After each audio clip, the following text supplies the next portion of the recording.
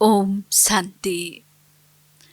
आज 2077 साल पौष 25 गते शनिबार तदनुसार 9/1/2021 को बाबाको मधुर महावाणी छ। बाबाले आज सारमा बताउनु भएको छ, मिठे बच्चे, बेहदको बाबालाई याद गर्नु यो हो गुप्त कुरा। यादद्वारा याद मिल्छ। जसले याद गर्दैनन् उनीहरूलाई बाबाले पनि कसरी याद गर्ने। बाबाको याद हामी मनले गर्ने गर्दछौँ। कुनै यसमा झ्याली पिट्ने अथवा कराउने आदि गर्दैनौँ, त मनैमनले बाबाको यादमा हामी रहने गर्छौँ। यो गुप्त कुरा हो। जब हामी बाबाको यादमा रहन्छौँ भने त फेरि बाबाले पनि हामी बच्चाहरूलाई याद गर्नुहुन्छ, किनकि यादले याद खिच्ने गर्दछ। यदि हामी बाबाको यादमा रहँदैनौँ भने फेरि बाबाले पनि हामीलाई याद गर्नुहुन्न। त्यसैले हामीले याद गर्छौँ त फेरि बाबाको पनि याद हामीमा आउँछ, अर्थात् बाबाले पनि हामीलाई याद गर्नुहुन्छ। प्रश्न: सङ्गममा तिमी बच्चाहरूले कुन चाहिँ पढाइ पढ्छौ जुन सारा कल्प पढाइँदैन? यसै केवल सङ्गम युगमा हामी यस्तो पढाइ पढ्छौँ जुन कि सारा कल्पमा अरू कुनै पनि समयमा पढ्दैनौँ। त्यो कस्तो चाहिँ पढाइ हो त? त बाबा भन्नुहुन्छ, जीवन छँदै शरीरबाट अलग अर्थात् मुर्दा हुने पढाइ अहिले पढ्छौँ। हामी यस शरीरबाट अलग रहने पढाइ पढ्छौँ, अशरीरी बन्ने पढाइ पढ्छौँ, किनकि तिमीलाई कर्मातीत बन्नु छ। बाँकी जबसम्म शरीरमा रहन्छौ कर्म त गर्नु नै छ। मन पनि अमन तब हुन्छ जब शरीर हुँदैन। जबसम्म शरीरमा रहन्छौँ भने कुनै न कुनै सङ्कल्प चलि नै राखेको हुन्छ। धेरै नचले पनि एक सङ्कल्प भए पनि रहेकै हुन्छ। त्यसैले मन जिते जगत जित होइन, माया जिते जगत जित। जब मायामाथि हामी जित प्राप्त गर्छौँ तब नै जगत जित बन्छौँ। ओम शान्ति। बाबा बसेर बच्चाहरूलाई सम्झाउनुहुन्छ, किनकि यो त बच्चाहरूले सम्झन्छन्, बेसमझलाई नै पढाइन्छ। किनकि समझ उनैलाई दिन्छ जो बेसमझ छन्। जानेको छैन भने तब उसलाई जानकारी गराइन्छ। यस्तै जब हामी आत्मा पनि बेसमझ बन्न पुग्छौँ तब बाबाले हामीलाई समझ दिनुहुन्छ। अहिले बेहदका बाबा सर्वोच्च भगवान आउनुहुन्छ अनि कसलाई पढाउनुहुन्छ? कसलाई पढाउनुहुन्छ त? अवश्य जो बिल्कुल बेसमझ छन्। त्यसैले नै भनिएको छ, विनाशकाले विपरीत बुद्धि। विपरीत बुद्धि कसरी भएका छन्? 84 लाख योनिहरू लेखिएको छ नि। त्यसैले बाबालाई पनि 84 लाख जन्ममा लिएर आएका छन्। भनिदिन्छन्, परमात्मा कुकुर बिरालो जीव जन्तु सबैमा हुनुहुन्छ। बच्चाहरूलाई सम्झाइन्छ, यो त सेकेन्ड नम्बर पोइन्ट दिनु जस्तै हो। बाबाले सम्झाउनु भएको छ, जब कुनै नयाँ आउँछन् भने सबैभन्दा पहिला उनीहरूलाई हद र बेहदको बाबाको परिचय दिनुपर्छ। कोही पनि नयाँ व्यक्ति आउँछ भने सबैभन्दा पहिले त उनीहरूलाई बाबाको परिचय दिनुपर्छ। दुई पिताको बारेमा जानकारी गराउनुपर्छ, हदको पिता र बेहदको पिताको बारेमा। तब नै उनीहरूले बाबालाई राम्ररी चिन्न सक्दछन्। उहाँ बेहदको बडा बाबा र यी हदका साना बाबा, बेहदको बाबा अर्थात् बेहदका आत्माहरूका बाबा। ती हदको पिता जीव आत्माको बाबा भए। उहाँ हुनुहुन्छ नै सबै आत्माहरूका बाबा, जो बेहदको पिता, सर्व आत्माको पिता। यो ज्ञान पनि सबैले एकरस धारण गर्न सक्दैनन्। कसैले 1% धारण गर्छन् भने कसैले 95% धारण गर्छन्। यो त बुझ्नुपर्ने कुरा हो। स्कुलमा पनि कोही डिस्टिङसन ल्याउँछ त कोही फेल पनि हुन्छन्। त यो पनि पढाइ र यसमा पनि यो ज्ञान कसैले 1% धारण गर्छ त कसैले 95% धारण गर्छन्। सूर्यवंशी घराना हुन्छ नि, राजा रानी तथा प्रजा, यो बुद्धिमा आउँछ नि। प्रजामा सबै प्रकारका मनुष्य हुन्छन्। प्रजा अर्थात् प्रजा। बाबा सम्झाउनुहुन्छ यो पढाइ हो। आफ्नो बुद्धि अनुसार हरेकले पढ्छन्। हरेकलाई आफ्नो पार्ट मिलेको छ। जसले कल्प पहिला जति पढाइ धारणा गरेको छ त्यति अहिले पनि धारण गर्छ। कल्प पहिला जसले जति पढेको छ, जति धारण गरेको छ ज्ञानलाई, त्यति नै अहिले पनि धारण गर्नेछन्। पढाइ कहिल्यै लुकिरहन सक्दैन। पढाइ पढेको छ भने त्यो कहिले पनि गुप्त रहन सक्दैन। पढाइ अनुसार नै पद मिल्छ। बाबाले सम्झाउनु भएको छ, पछि गएर परीक्षा त हुन्छ नै। परीक्षा बिना त ट्रान्सफर हुन सकिँदैन। अन्त्यमा सबै थाहा हुन्छ। अहिले पनि बुझ्न सक्छन् म कुन पदको लायक छु। आफूले आफूलाई हामी जान्न सक्दछौँ कि म कुन पदको लागि लायक छु भन्ने कुरा। लाजको कारण सबैको साथै हात उठाइदिन्छन्। दिलमा सम्झन्छन् पनि हामी कसरी यस्तो बन्न सक्छौँ, फेरि पनि हात उठाइदिन्छन्।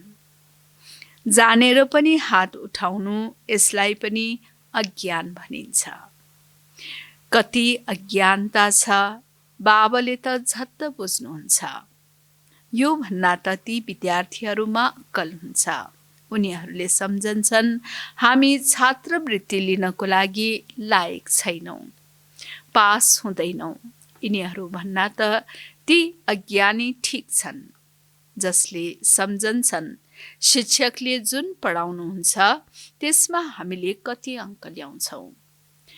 यस्तो कहाँ भन्छन् र हामी पास विथ अनर हुन्छौँ। त्यसैले सिद्ध हुन्छ यहाँ यति पनि बुद्धि छैन। देह अभिमान धेरै छ।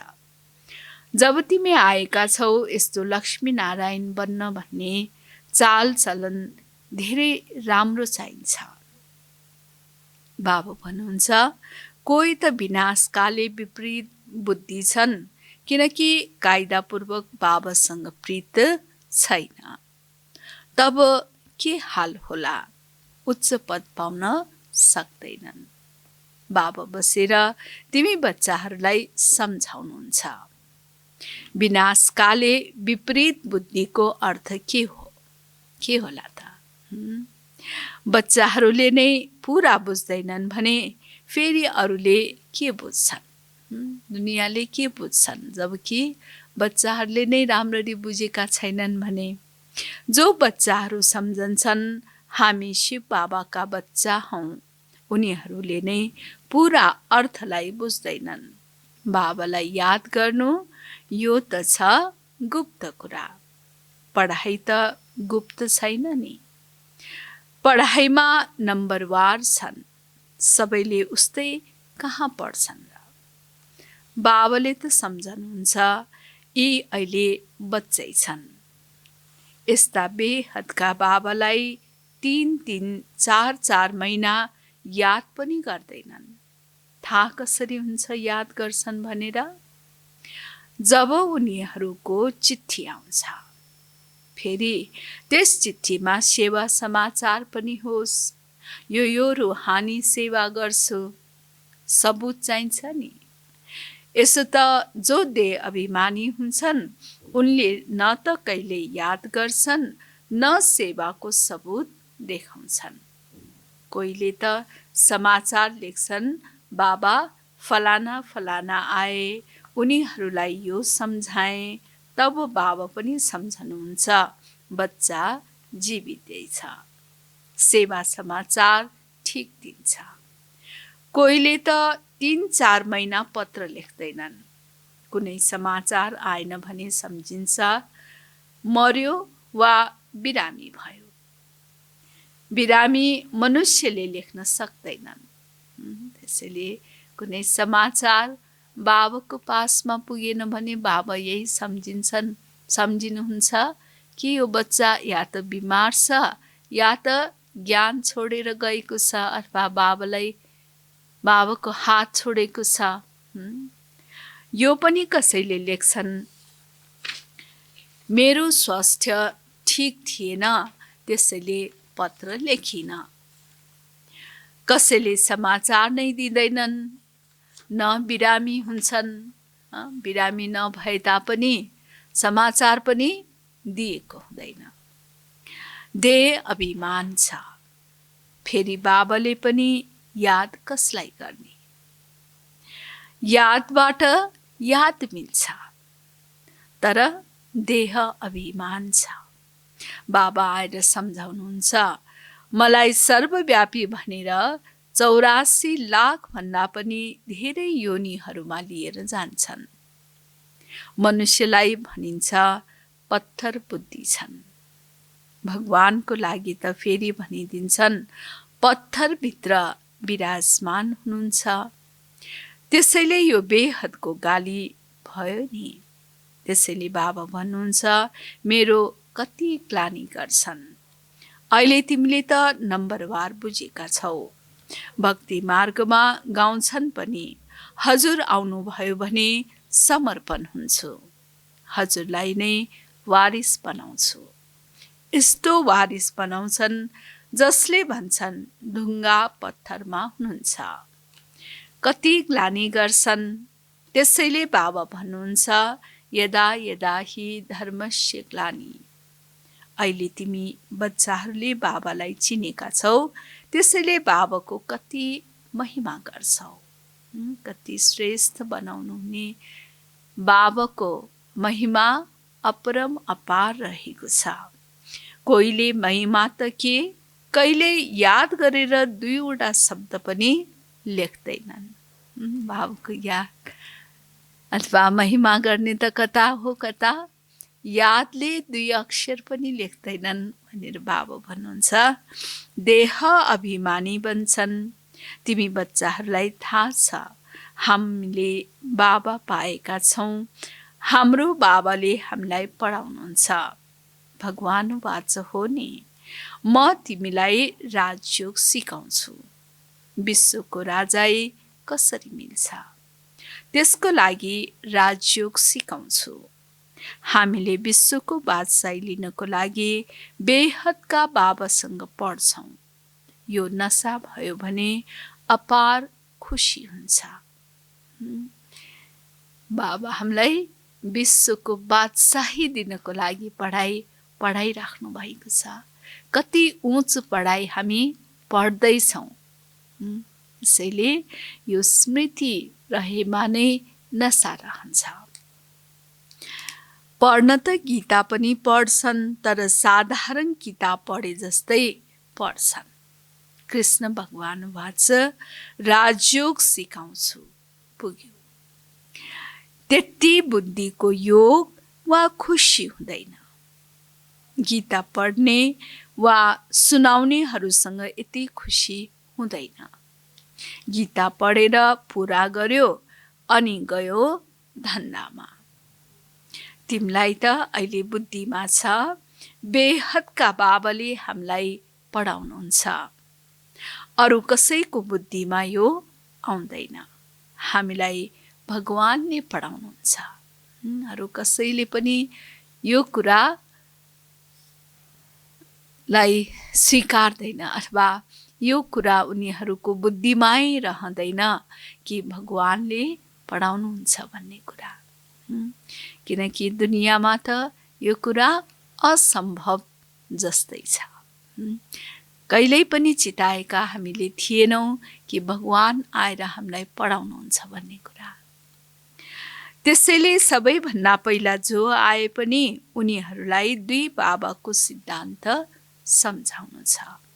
भन, विश्व स्वर्ग थियो, अहिले नर्क बनेको छ।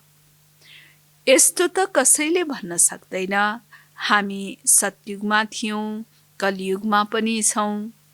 कसैलाई दुःख मिल्यो भने ऊ नर्कमा छ, कसैलाई सुख मिल्यो ऊ स्वर्गमा छ। नर्क र स्वर्ग कहिले पनि एकै समयमा एकै स्थानमा हुन सक्दैन। रात र दिन कहिले पनि एकै समयमा हुन सक्दैन। यस्तो धेरैले भन्छन् दुखी मनुष्य नर्कमा छन्, हामी त धेरै सुखमा बसेका छौँ। महल आदि सबै कुरा छन्, बाहिर धेरै सुख देख्छन् नि। यो पनि तिमीले अहिले जानेका छौ। सत्युगी सुख त यहाँ हुन सक्दैन। दुनियाँमा अहिले दुःख पर्यो त भन्छन् यो नर्क हो। सुखै सुख भोगिरहेको छ भने भन्छन् हाम्रो लागि त यो संसार स्वर्ग। तर स्वर्ग र नर्क कहिल्यै एकै ठाउँमा हुन सक्दैन। सुख हुन्छ भने पनि अल्पकालीन सुख। आज सुख छ, हाँसेको छ, खुसीमा छ, त एकछिनपछि भरे के हुन्छ थाहा छैन।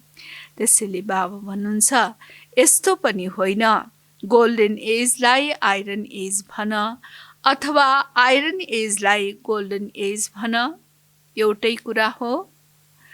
यस्तो सम्झनेहरूलाई पनि अज्ञानी भनिन्छ। त्यसैले सबैभन्दा पहिला बाबाको सिद्धान्त बताउनु छ। बाबाले नै आफ्नो पहिचान दिनुहुन्छ। स्वयं भगवानले आफ्नो सत्य परिचय दिनुहुन्छ। अरू त कसैले जान्दैन।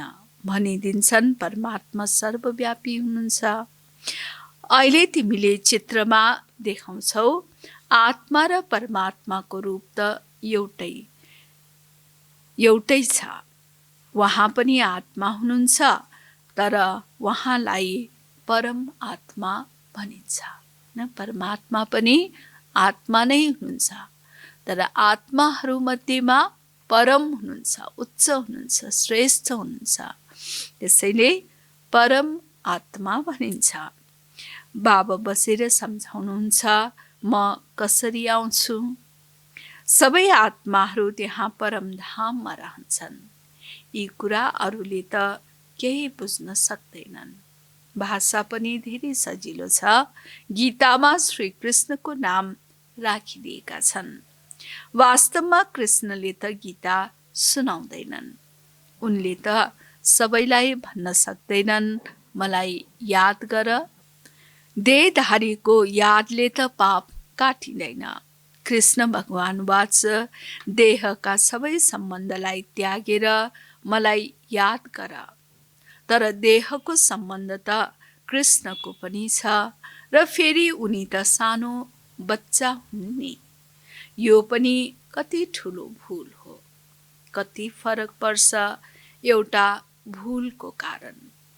परमात्मा त सर्वव्यापी हुन सक्नुहुन्न, जसको लागि भन्छन् सर्वका सद्गति दाता हुनुहुन्छ। फेरि के उहाँलाई पनि दुर्गति मिल्छ? परमात्माले कहिल्यै दुर्गति प्राप्त गर्नुहुन्छ र? यी सबै विचार सागर मन्थन गर्ने कुरा हुन्। समय खेर फाल्ने कुरा होइन। मनुष्यले त भनिदिन्छन् हामीलाई फुर्सद छैन। तिमीले सम्झाउँछौ आएर कोर्स लिनुहोस्, तब भन्छन् फुर्सद छैन। 2 दिन आउँछन् फेरि 4 दिन आउँदैनन्। पढ्दैनन् भने त यी लक्ष्मीनारायण जस्ता कसरी बन्न सक्छन्? मायाको कति फोर्स छ। बाबाले सम्झाउनुहुन्छ, जुन सेकेन्ड जुन मिनेट पास हुन्छ त्यो हुबहु दोहोरिन्छ। कल्प पहिला जे भएको थियो त्यो अहिले दोहोरिरहेको छ भने फेरि कल्पपछि पनि यही दोहोरिनेछ। अनगिन्ती पटक दोहोरिरहन्छ। अहिले त बाबाद्वारा सुनिरहेका छौ। बाबा त जन्म मरणमा आउनुहुन्न। तुलना गरिन्छ पुरा जन्म मरणमा को आउँछ र को आउँदैन। केवल एउटै बाबा हुनुहुन्छ जो जन्म मरणमा आउनुहुन्न। बाँकी त सबै आउँछन्। त्यसैले चित्र पनि देखाइएको छ, ब्रह्मा र विष्णु दुवै जन्म मरणमा आउँछन्। ब्रह्मा नै विष्णु, विष्णु नै ब्रह्मा पार्टमा आइरहन्छन्। अन्त्य हुन सक्दैन।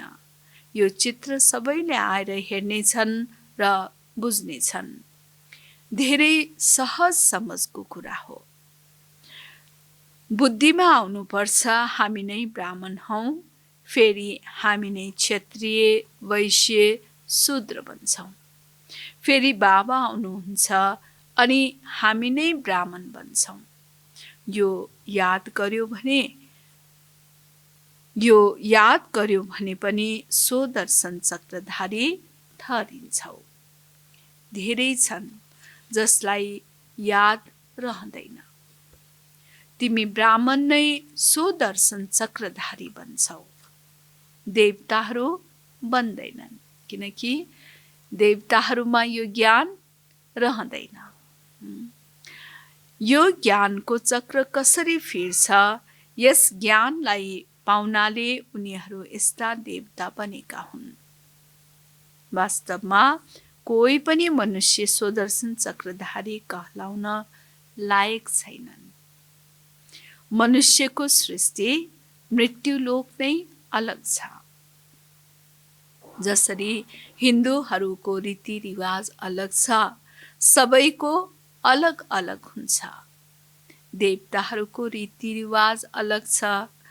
मृत्युलोकका मनुष्यहरूको रीतिरिवाज अलग।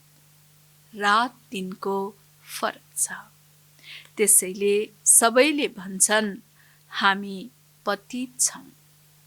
हे भगवान, हामी सबै पतित दुनियाँका निवासीहरूलाई पावन बनाउनुहोस्। तिम्रो बुद्धिमा छ पावन दुनियाँ आजभन्दा 5000 वर्ष पहिला थियो, जसलाई के भनिन्थ्यो? जसलाई के भनिन्छ? जसलाई सतयुग भनिन्छ। त्रेतालाई भनिँदैन। बाबाले सम्झाउनु भएको छ, त्यो हो फर्स्ट क्लास, यो हो सेकेन्ड क्लास। फर्स्ट क्लास दुनियाँ सतयुगी दुनियाँ, सेकेन्ड क्लास त्रेतायुग। एक एक कुरा राम्रोसँग धारणा गर्नुपर्छ। कोही आए भने सुनेर आश्चर्य होस्। कसैले त आश्चर्य मान्छन्, तर उनीहरूलाई फुर्सद हुँदैन। जसले पुरुषार्थ गरून्। फेरि सुन्छन् पवित्र अवश्य रहनु छ।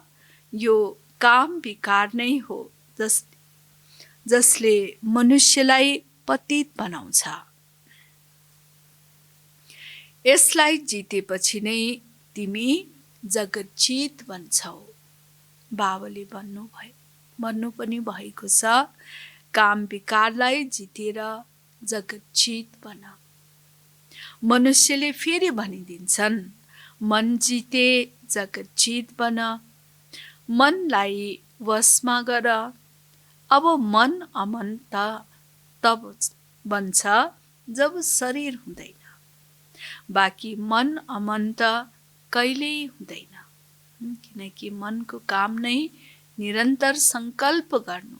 यसैले सङ्कल्प विचार त निरन्तर चलि नै रहेको हुन्छ।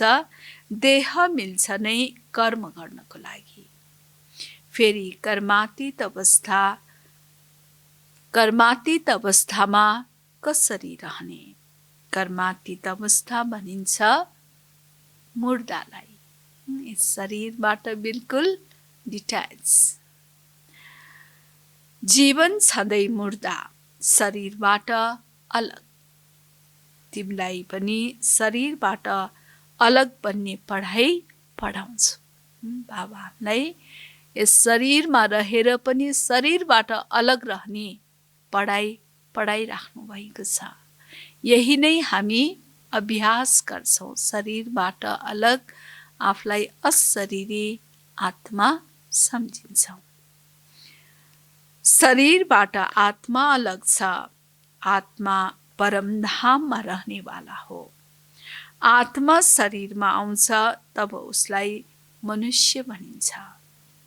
शरीर मिल्छ नै कर्म गर्नको लागि एउटा शरीर छुट्छ, फेरि गएर आत्माले अर्को शरीर लिनुपर्छ कर्म गर्नको लागि। किनकि शरीर बिना आत्माले कर्म गर्न सक्दैन, त्यसैले कर्म गर्नको लागि शरीर अवश्य पनि चाहिन्छ। शान्तता तब हुन्छ जब कर्म गर्नु पर्दैन। मूल वतनमा कर्म हुँदैन, सृष्टिको चक्र यहाँ चल्छ। बाबालाई र सृष्टि चक्रलाई जान्नु छ, यसलाई ज्ञान भनिन्छ। यी आँखा जबसम्म पतित विकारी छन् तबसम्म यी आँखाद्वारा पवित्र चिज देख्न सकिँदैन। त्यसैले ज्ञानको तेस्रो नेत्र चाहिन्छ। जब तिमीले कर्मातीत अवस्थालाई प्राप्त गर्छौ, अर्थात् देवता बन्छौ, फेरि त यी आँखाले देवताहरूलाई देखिरहन्छौ। बाँकी यस शरीरमा यी आँखाले कृष्णलाई देख्न सकिँदैन। बाँकी साक्षात्कार भयो भने पनि त्यसबाट के मिल्छ र? अल्पकालको लागि खुसी हुन्छ, कामना पूरा हुन्छ। ड्रामामा साक्षात्कार हुने पनि निश्चित छ, यसबाट प्राप्ति केही हुँदैन। अच्छा, मिठे मिठे सिकिलधे बच्चाहरूप्रति माता-पिता बाप-दादाको याद प्यार एवं गुड मर्निङ। रुहानी बाबाको रुहानी बच्चाहरूलाई नमस्ते। रुहानी बच्चाहरूको रुहानी बाबालाई याद प्यार, गुड मर्निङ एवं नमस्ते। धारणाको लागि मुख्य सार पहिलो छ, शरीरबाट अलग आत्मा हुँ। जीवन छँदै यस शरीरमा रहेर पनि मुर्दा समान यस स्थितिको अभ्यासद्वारा कर्मातीत अवस्था बनाउनु छ। शरीरमा रहेर पनि शरीरबाट अलग अशरीरी आत्मा सम्झेर हामी कर्मातीत अवस्थालाई प्राप्त गर्नु छ। दोस्रो छ, सेवाको सबूत दिनु छ। देह अभिमानलाई छोडेर आफ्नो सच्चा समाचार दिनु छ। सम्मान सहित पास हुने पुरुषार्थ गर्नु छ। पास विथ अनर बन्ने पुरुषार्थ गर्नुपर्छ। वरदान, सबै खाता र सम्बन्ध एक बाबासँग राख्ने डबल लाइट फरिस्ता भव। सबै खाता र सम्बन्ध एक बाबासँग राख्ने डबल लाइट फरिस्ता भव। डबल लाइट फरिस्ता बन्नको लागि देहको भानबाट पर हो, किनकि देह भान माटो हो। यदि कसैको पनि बोझ छ भने भारीपन हुन्छ। फरिस्ता अर्थात् आफ्नो देहसँग पनि सम्बन्ध छैन। बाबाले दिएको तन पनि बाबालाई दियो।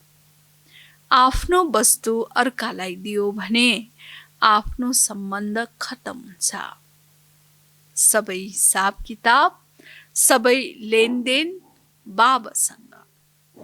बाँकी सबै पुरानो खाता र सम्बन्ध खतम। यस्ता सम्पूर्ण भिखारी नै डबल लाइट फरिस्ता हुन्। त्यसैले एक बाबासँग नै सम्बन्ध र साथै एक बाबासँग नै खाता। त यस प्रकारले सम्पूर्ण भिखारी जो बन्छ ऊ नै डबल लाइट फरिस्ता हुन्। स्लोगन: आफ्ना विशेषताहरूलाई प्रयोगमा ल्यायो भने हर कदममा प्रगतिको अनुभव गर्नेछौ। आफ्ना विशेषताहरूलाई प्रयोगमा ल्यायो भने हर कदममा प्रगतिको अनुभव गर्नेछौ। बाबाले हर एक आत्मामा कुनै न कुनै एक विशेषता अवश्य पनि भरिदिनु भएको छ। त्यसैले आफूसँग जो विशेषता छ त्यो विशेषतालाई हामीले सेवामा लगाउँछौँ वा प्रयोगमा ल्याउँछौँ भने तब नै हामी प्रगतिको अनुभव गर्न सक्छौँ। ओम शान्ति।